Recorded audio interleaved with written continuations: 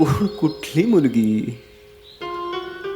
कोण कुठली ती मुलगी अचानक ओळखीची होते, मनाच्या आरशातून वाट काढत थेट मनात घर करते. कोण कुठली ती एक मुलगी अचानक ओळखीची होते, मनाच्या आरशातून वाट काढत थेट मनात घर करते. अस्तित्वाच्या एक एक कंगोऱ्यातून मग तेच घर सजवते. मन आणि मेंदूच्या उंबऱ्यावर बसून मला गोष्टी काय ऐकवते आणि तरी डोक्यातल्या विचारांचा थोडासा फापट पसारा मांडते. हा, पण पसारा आवरता आवरता नकळत मला पुन्हा मनसदनात घेऊन जाते आणि त्या नाजूक पण कणखर सदनात मग चाफ्याचा सुगंध पसरवते. कुठे बनतात अशा मुली?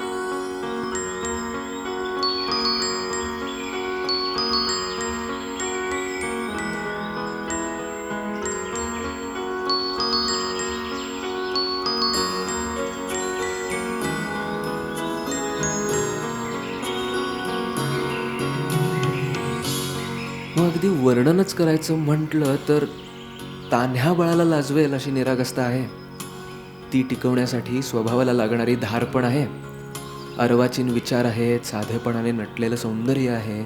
सौंदर्याला साज चढवणाऱ्या अनेक गोष्टी आहेत. काजळापेक्षा जास्त गर्द डोळ्यातला खरेपणा आहे.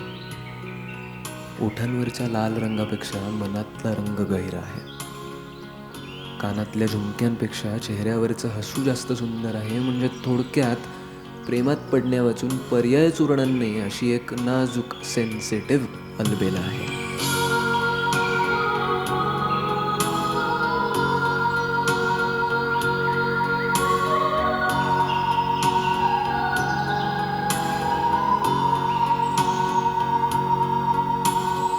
मग अशा या प्रेमाचं सुंदर अस्तित्व टिकवता टिकवता हळूहळू ते मोहाचं रूप घेऊ लागतं.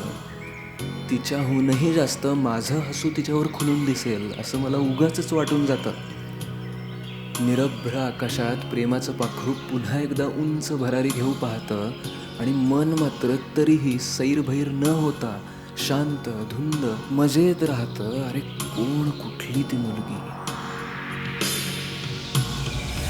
Beautiful lady, let the moon grow slowly. We are late already, let's get some love, baby. Oh, beautiful lady, let the moon grow slowly. We are late already, let's get some love, baby. Oh, beautiful lady, let the moon grow slowly. We are late already, let's get some love, baby. Oh, beautiful lady, let the moon grow slowly. We are late already, let's get some love, baby.